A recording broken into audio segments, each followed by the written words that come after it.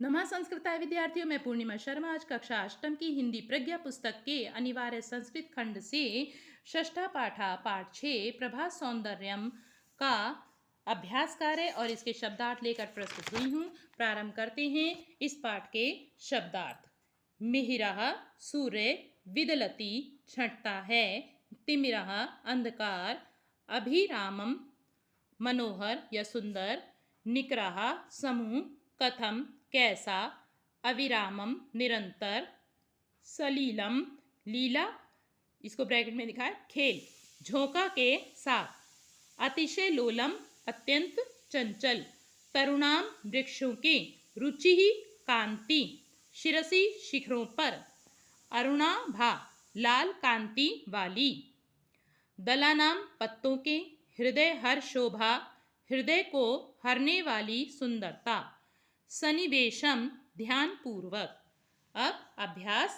पहला प्रश्न है, उच्चारण करें।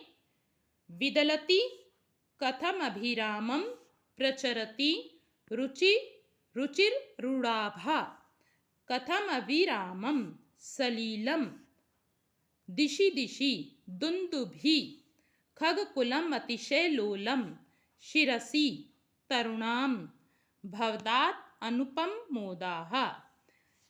इन कठिन शब्दों को आपको अपनी अभ्यास पुस्तिका पर भी लिखना चाहिए, जिससे कि आपको संस्कृत लिखने का अभ्यास हो।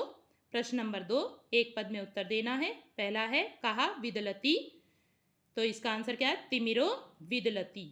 मधुकर निकरह किम करोति, मधुकर निकरह किम करोति की जगह क्या लिखेंगे? गुंजति। ठीक है, और यहाँ विराम लगा देंगे। किम विकसति, कमलम विकसति। खगकुलम किम करोति, खगकुलम, अब किम करोति की जगह क्या क्या लिखना है? धावती, कूजती, नृत्यति च, फिर विराम लगा देंगे। ठीक, ये नहीं लिखेंगे आप, आंसर जब लिखेंगे किम करोति नहीं लिखेंगे, केवल इतना ही लिखकर यहाँ पर विराम लगा देंगे। कस्य रुचि रुचिर अरुणाभा तरुणाम शिरसी खेलती, कस्य की जगह क्या लिखेंगे? रवि किरणा नाम, फिर ये प्रश्न से पूरा कर देंगे, रुचि रुचिर अरुणाभा तरुणाम शिरसी खेलती, और फिर विराम लगा देंगे। प्रश्न नंबर 3, पाठ में आए उचित पदों से रिक्त स्थानों की पूर्ति करें। ये पाठ में आए हुए हैं, मैंने यहाँ पर भर दिए हैं। मिहिरो उदयति, चतुरः मधुकर निकरो प्रचरति, खगकुलम अतिशय लोलम धावति, अनुपम मोदाः भवतात।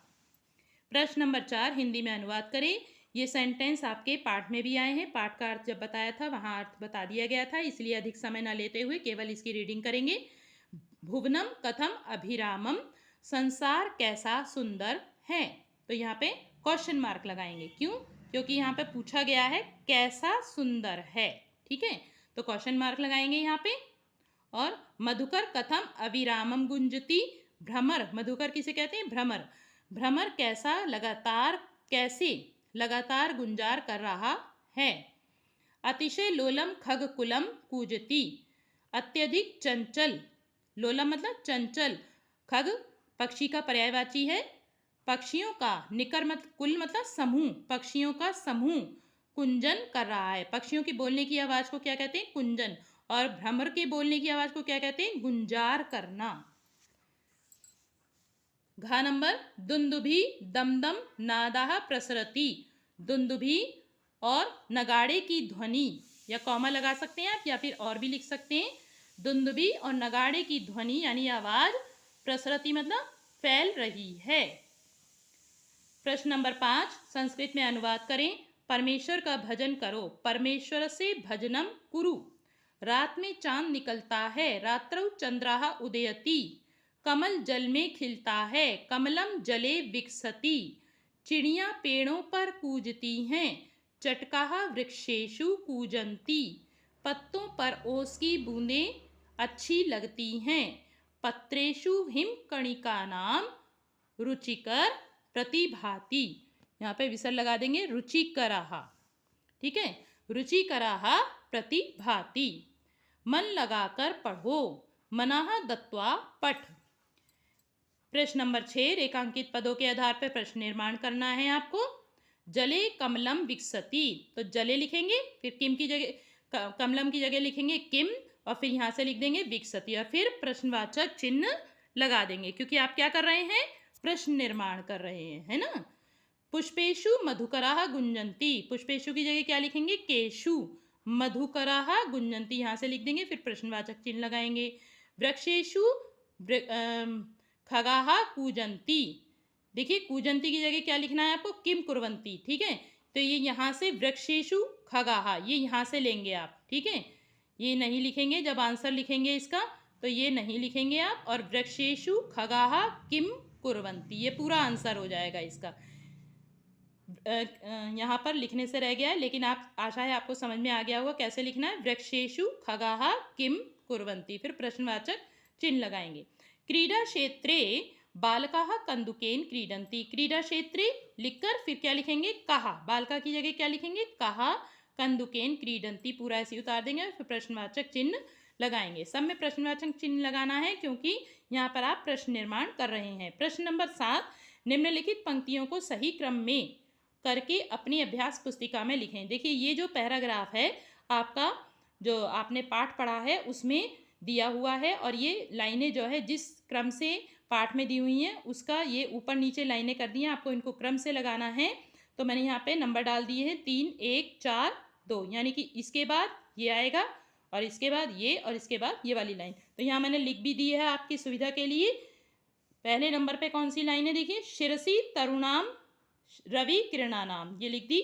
दूसरे नंबर पे खेलती रुचि रुचि अरुणाभा, ये लिख दी है। तीसरे नंबर पे ऊपरी दलानाम हिम कड़िका नाम, ये आ गई आपकी ये लाइन। और चौथे नंबर पे कापी हृदय हर शोभा, ये लिख दी है। तो ये क्रम बनाना था आपको इसमें, इस प्रश्न में। अब अगला है आपका सूक्ति।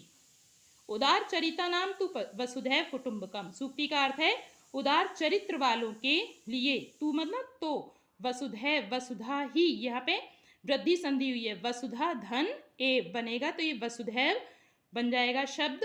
ये वृद्धि संधि का उदाहरण है, आप वृद्धि संधि में इसका प्रयोग इस उदाहरण का कर सकते हैं। तो वसुधा मतलब पृथ्वी, पृथ्वी का पर्यायवाची है वसुधा, यानी कि पृथ्वी ही, कुटुंब कहते हैं परिवार को, जिसमें आपके दादा दादी, ताऊ ताई, चाचा चाची, ये सब आते हैं, ठीक है, वो उसको परिवार कहते हैं। तो उदार चरित्र वालों के लिए तो संपूर्ण पृथ्वी ही क्या है, परिवार है। ये मैंने लिख दी है इसका अर्थ। आज के लिए इतना ही, अगली वीडियो में हम फिर से मिलेंगे अगले पाठ के अर्थ के साथ। धन्यवाद।